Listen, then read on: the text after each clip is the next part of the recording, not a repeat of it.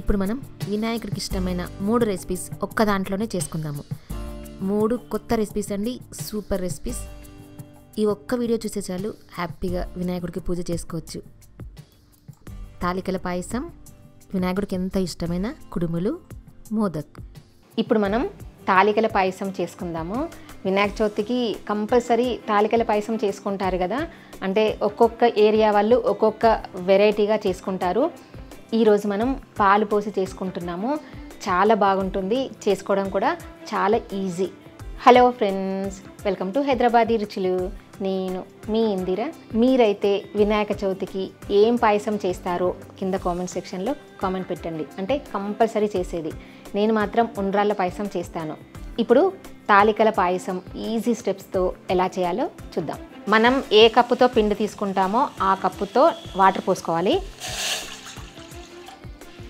1 cup పోసుకుంటే సరిపోతుంది. చిటికెడు సాల్ట్ వేసుకోవాలి. చాలా తక్కువ సాల్ట్ అనమాట, కొంచెం వేసుకుంటే సరిపోతుంది. ఈ వాటర్లో కొంచెం బెల్లం వేసుకుంటున్నాను, ఉండ్రాళ్ళు కొంచెం తీయగా ఉండడానికి. 2 టేబుల్ స్పూన్స్ వేసుకుంటున్నాను. ఈ నీళ్ళని మరిగించుకోవాలి. నీళ్ళు మరుగుతున్నాయి కదా, 1 కప్పు బియ్యం పిండి పోసుకుందాము. మామూలు బియ్యం పిండి అండి ఇది. స్టవ్ ఆఫ్ చేసుకొని ఈ పిండిని ఒక ప్లేట్లో వేసుకుందాము. కొంచెం చేయి తడుపుకొని ఇది పిండి బాగా పిసుకోవాలి. ఈ పిండి వేడివేడిగా ఉన్నప్పుడే బాగా పిసకాలి. రకరకాల ప్రాంతాల్లో రకరకాలుగా చేస్తారు ఈ ఉండ్రాళ్ళ పాయసం. నేను ఇంతకుముందు చేశాను, గోధుమ పిండితో చేశాను. ఈసారి బియ్యం పిండితో చేస్తున్నాను. కొంచెం పొడిపిండి చల్లుకుందాము ఇక్కడ మనం తాలికలు వేసుకోవడానికి. చేతిలో కూడా పొడిపిండి రాసుకొని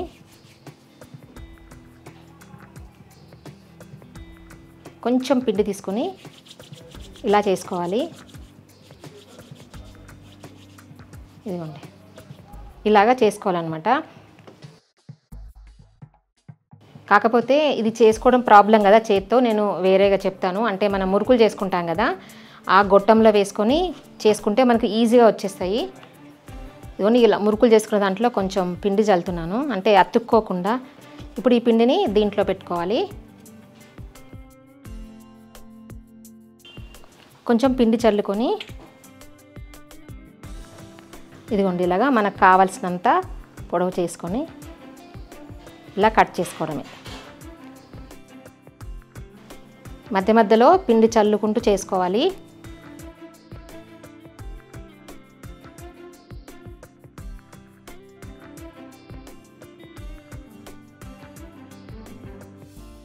ఇదిగోండి ఇలాగా అన్నీ ప్రిపేర్ చేసి పెట్టుకోవాలి. ఇలా పొడవుగానే కాదు, రౌండ్గా కూడా చేసుకోవచ్చు. కొంచెం పిండి తీసుకొని కొన్ని ఇలాగా రౌండ్ ఉండ్రాలు కూడా చేసుకోవచ్చు. ఇలా అన్నీ చేసి పెట్టుకున్న తర్వాత ఉడికించుకోవాలి. ఇప్పుడు ఉడికించుకుందాము. ఒక బౌల్లో 2 టేబుల్ స్పూన్స్ బియ్యం పిండి వేసుకోవాలి. దాంట్లో కొన్ని వాటర్ పోసుకొని ఈ పిండి కలుపుకోవాలి. అంటే స్లరీ ప్రిపేర్ చేసుకుంటున్నాము పాయసం చిక్కగా రావడానికి. ముందుగా డ్రై ఫ్రూట్స్ వేయించుకుందాము. ప్యాన్లో ఒక 2 టేబుల్ స్పూన్స్ నెయ్యి వేసుకోవాలి. బాదం పప్పు ముక్కలు, జీడిపప్పు ముక్కలు వేసుకుంటున్నాను. మీ దగ్గర ఏ ఉన్నా వేసుకోవచ్చండి. నేను బాదం పప్పు, కాజు, కిస్మిస్ వేసుకుంటున్నాను. కిస్మిస్ వేగిన తర్వాత కొబ్బరి ముక్కలు వేసుకోవాలి. కొబ్బరి ముక్కలు కొంచెం కలర్ మారిన తర్వాత వీటన్నింటినీ వేరే ప్లేట్లోకి తీసి పెట్టుకోవాలి. అదే ప్యాన్లో వాటర్ పోసుకోవాలి. మనం 1 కప్పు పిండి తీసుకున్నాం కదా, దానికి 2 కప్పులు వాటర్ పోసుకోవాలి. ఈ వాటర్ని మరిగించుకోవాలి. నీళ్లు మరుగుతున్నాయి కదా, ఇప్పుడు దీంట్లో ఈ మనం ప్రిపేర్ చేసుకుని తాలికలు వేసుకోవాలి.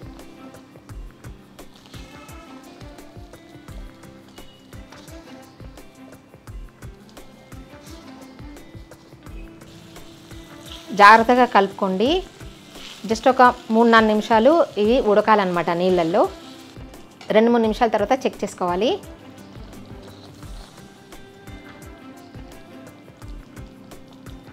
ఇదిగోండి, ఇలా చెక్ చేసుకుంటే మనకు తెలిసిపోతుంది, కొంచెం గట్టి పడతాయి.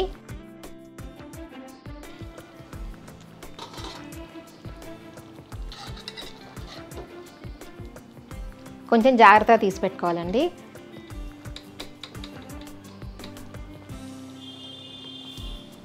ఇప్పుడు దీంట్లోనే 3 కప్పులు పాలు పోసుకోవాలి. మీకు ఇంకా గట్టిగా ఉంది అనిపిస్తే ఇంకా కొన్ని కూడా పోసుకోవచ్చు. ఇంకా దీంట్లో మనం బెల్లం వేసుకుంటాము. ఈ పాలని 1 నిమిషం మరగనివ్వాలి. దీంట్లో బెల్లం వేసుకోవాలి. నేను 1 కప్పు బెల్లం వేసుకుంటున్నాను. ఈ బెల్లం కరగనివ్వాలి.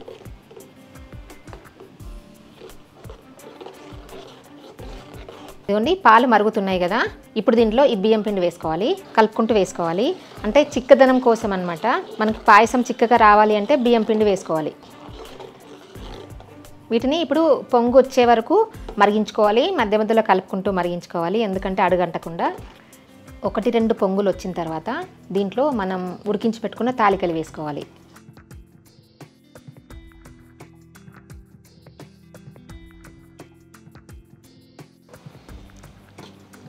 జాగ్రత్తగా కలుపుకోవాలి.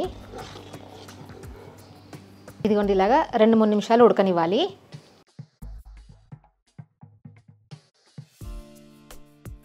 దీంట్లో ఇలాచీ పౌడర్ వేసుకుందాము.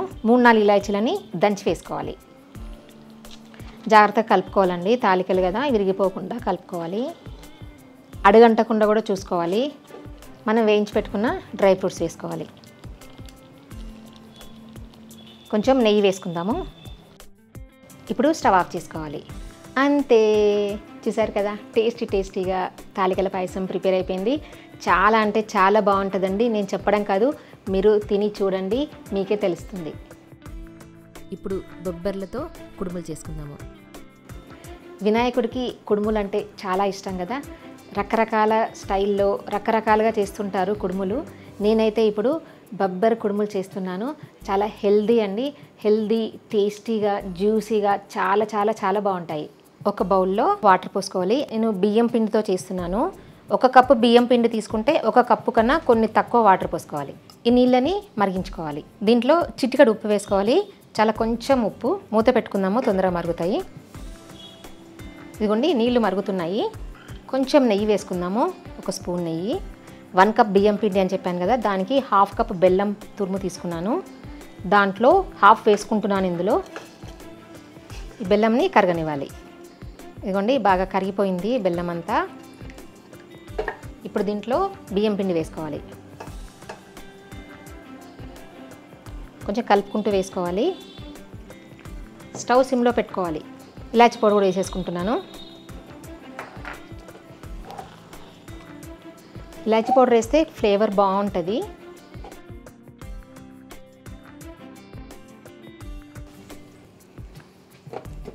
మూత పెట్టుకుని స్టవ్ ఆఫ్ చేసుకోవాలి. ఇప్పుడు దీన్ని వేరే దాంట్లోకి తీసుకొని మనం పిండి కలుపుకుందాము. ఇప్పుడు ఈ పిండిని ఒక ప్లేట్లో వేసుకుందాము. ఇప్పుడు దీంట్లో నేను బొబ్బర్లు వేసుకుంటున్నాను. బొబ్బర్లతో కుడుములు కదా, అందుకని ఈ బొబ్బర్లని ఉడికించుకున్నాను నేను. జస్ట్ కుక్కర్లో 1-2 విజిల్స్ అయితే ఉడికిపోతాయి. ఈ ఉడికించుకున్న బొబ్బర్లని ఈ పిండిలో వేసుకొని కలుపుకోవాలి.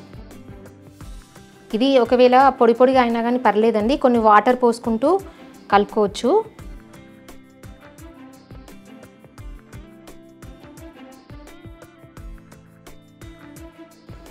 ఈ మొత్తం ముద్దలాగా కలుపుకోవాలి. అంటే కొంచెం చేతికి ఆయిల్ కానీ వాటర్ కానీ రాసుకుంటూ కలుపుకోవచ్చు. మంచిగా పిసకాలండి పిండిని, లేదంటే కుడుములు సరిగ్గా రావు, ఇరిగిపోతుంటాయి. చేతికి కొంచెం నెయ్యి రాసుకుందాము. ఇందులోంచి కొంచెం ముద్ద తీసుకుని మనకు కావాల్సిన సైజ్ చేసుకోవచ్చండి. ఇది ఇలా రౌండ్గా చేసుకోవాలి. ఈ సైజ్ చేసుకున్న తర్వాత మనం ఇందాక బెల్లం మిగిల్చుకున్నాం కదా, 1/2 కప్ బెల్లం తీసుకుని 1/2 నేను నీళ్ళలో వేసాను, మిగతా 1/2ని దీంట్లోంచి కొంచెం బెల్లం తీసుకుని ఇది రౌండ్గా చేసుకొని ఈ కుడుము చేసుకున్నాం కదా, దీంట్లో మధ్యలో పెట్టుకోవాలి. ఇది ఆప్షన్ అండి, నచ్చితేనే పెట్టుకోవచ్చు, కానీ పెట్టుకుంటే మాత్రం చాలా బాగుంటుంది. బెల్లం కరుగుతుంది కదా, కరిగి చాలా టేస్టీగా ఉంటుంది. మళ్ళీ దీన్ని కవర్ చేసుకోవాలి. మొత్తం పిండితో కవర్ చేసుకొని ఇలా చేసుకోవాలి. అంటే ఒక్కసారి మన పిడికిల్లో పెట్టుకొని ఇలా గట్టిగా నొక్కుంటే మన వేళ్ళ గుర్తులు పడ్డాయి, చూసారా? ఇదన్నమాట కుడుము కదా. కుడుము అంటే ఇలా ఉంటుందన్నమాట మనకి. ఇంకొకటి చేసుకుందాము.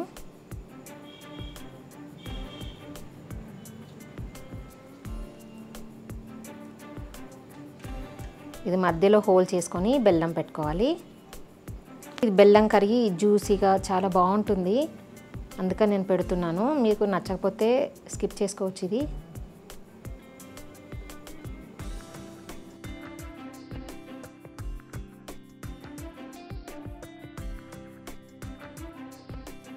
ఇదిగోండి, ఇలాగా అన్నీ ప్రిపేర్ చేసి పెట్టుకోవాలి. ఒక పెద్ద ప్యాన్ తీసుకొని దీంట్లో 2 గ్లాసులు వాటర్ పోసుకోవాలి. ఈ నీళ్ళని మరిగించుకోవాలి. దీంట్లో ఒక జాలి గిన్నె పెట్టుకోవాలి. కొంచెం నెయ్యి రాసుకోవాలి.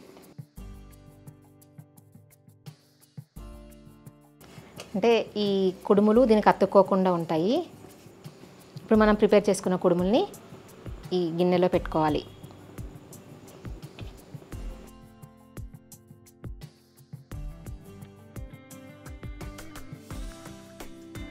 పైనుంచి మూత పెట్టుకుని 15 to 20 మినిట్స్ వరకు మీడియం ఫ్లేమ్లో స్టీమ్ చేసుకోవాలి. 18 మినిట్స్ అయిందండి, ఒకసారి చెక్ చేసుకుందాము. ఇది ఒకసారి నొక్కి చూడాలి. ఇదిగోండి, మన చేతికి ఏమీ అంటట్లేదు, క్లీన్గా వస్తుంది కదా, అంటే ఉడికిపోయింది. మంచిగా ఉడికిపోయినాయి చూడండి. ఇది స్టవ్ ఆఫ్ చేసుకొని చల్లారనిద్దాం. అంతే, చూశారు కదా కుడుములు ఎంత బాగున్నాయో. జ్యూసీగా, టేస్టీగా, స్వీట్గా చాలా బాగుంటాయి. అసలు ఎవ్వరూ వద్దనకుండా తింటారు. ఇప్పుడు మనం వినాయకుడికి ఇష్టమైన రెసిపీ చేసుకుందాము. మోదక్ రెసిపీ చాలా బాగుంటుంది. మామూలు స్టఫింగ్ కాదు, బనానాతో స్టఫింగ్ అనమాట. చాలా టేస్టీగా ఉంటుంది. చేసుకోవడం మాత్రం చాలా చాలా చాలా ఈజీ. బనానా స్టఫింగ్తో మోదక్ ప్రిపేర్ చేయడం మీకు తెలుసా? తెలుసుంటే తెలుసని, తెలియని వాళ్ళు తెలీదని కామెంట్ సెక్షన్లో కామెంట్ పెట్టండి. ఇప్పుడు మనం బనానా ఫ్లేవర్తో మోదక్ ఎలా చేయాలో చూద్దాం. కప్పు పిండితో చేసుకుంటున్నాము. ఇప్పుడు 1 కప్పు వాటర్ పోసుకోవాలి. దీంట్లో చిటికెడు సాల్ట్ వేసుకోవాలి, చాలా తక్కువ సాల్ట్. 1 స్పూన్ నెయ్యి వేసుకుందాము, టేస్ట్ బాగుంటుంది. ఈ వాటర్ని మరగనివ్వాలి. నీళ్ళు మరుగుతున్నాయి కదా, దీంట్లో ఇప్పుడు పిండి పోసుకొని కలుపుకోవాలి. కంపల్సరీ వేడి నీళ్ళలోనే పోసుకోవాలి పిండి. వేడి నీళ్ళలో కలుపుకుంటేనే మనకి ఎక్కువ జిగి వస్తుందన్నమాట, అంటే విరిగిపోకుండా ఉంటాయి. బాగా మిక్స్ చేసుకోవాలి. మూత పెట్టుకుని స్టవ్ ఆఫ్ చేసుకోవాలి. ఈ పిండిని వేడివేడిగా ఉన్నప్పుడే కలుపుకోవాలి. పిండి చల్లారితే మనకి మోదక్ ప్రిపేర్ చేయడం ప్రాబ్లం అవుతుంది, ఎందుకంటే పిండి విరిగిపోతుంది. ఇప్పుడు మోదక్లోకి స్టఫింగ్ ప్రిపేర్ చేసుకుందాము. నేను 2 బనానాస్ వేసుకుంటున్నాను. ఈ బనానాస్ని మ్యాష్ చేసుకోవాలి, మరీ మెత్తగా చేసుకోవద్దండి. దీంట్లో కొంచెం బెల్లం కలుపుకోవాలి, అంటే మన స్వీట్నెస్ని బట్టి ఈ బెల్లం పొడి వేసుకోవాలి.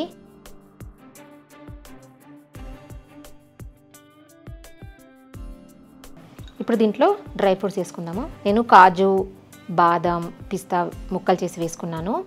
ఇలాచీ పౌడర్ వేసుకోవాలి. ఒక 3-4 ఇలాచీలని దంచి వేసుకోవాలి. ఒకసారి కలుపుకోవాలి. స్టఫింగ్ ప్రిపేర్ అయిపోయింది. ఇప్పుడు ఈ పిండిని ఒక ప్లేట్లో వేసుకుందాము. కొంచెం చేయి తడుపుకుని ఇది పిండి బాగా పిసుకోవాలి. ఈ పిండి వేడివేడిగా ఉన్నప్పుడే బాగా పిసకాలి. బాగా కలుపుకున్న తర్వాత దీంట్లోంచి ఒక చిన్న ముద్ద తీసుకుని చేతులకి ఆయిల్ రాసుకోవాలి. ఆయిల్ రాసుకొని వెడల్పుగా నొక్కుకోవాలి.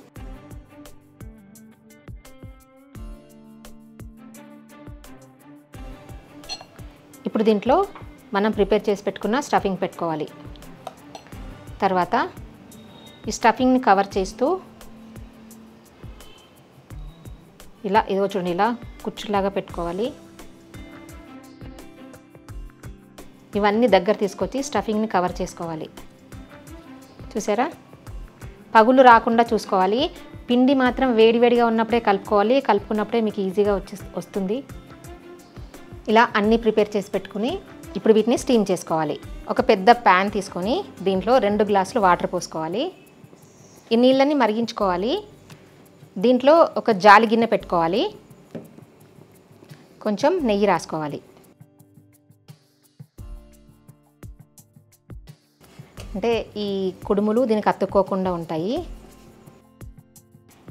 ఇలా ప్రిపేర్ చేసుకున్న మోదక్ని దీంట్లో పెట్టుకోవాలి.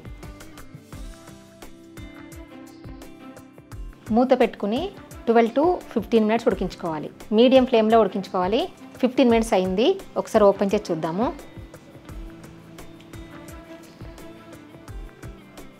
ఇదిగోండి గట్టిపడ్డాయి, బాగా ఉడికిపోయాయి. కొంచెం చల్లారనివ్వాలి. అంతే, టేస్టీగా మోదక్ ప్రిపేర్ అయిపోయింది.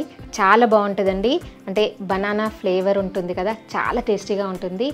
నచ్చిందా? ఈ వీడియో నచ్చినట్టయితే కింద లైక్ బటన్ కనిపిస్తుంది కదా, ప్రెస్ చేసి ఫ్రెండ్స్ అందరికీ షేర్ చేయండి. సజెషన్స్ ఏమని చెప్పాలనుకుంటే కామెంట్ సెక్షన్లో కామెంట్ పెట్టండి. నా ఛానల్ ఎవరైనా సబ్స్క్రైబ్ చేయని వాళ్ళు ఉంటే తప్పకుండా సబ్స్క్రైబ్ చేయండి. కొత్త వీడియో నోటిఫికేషన్స్ కోసం పక్కనున్న బెల్ బటన్ని క్లిక్ చేయడం అస్సలు మరవద్దు. Thank you for watching.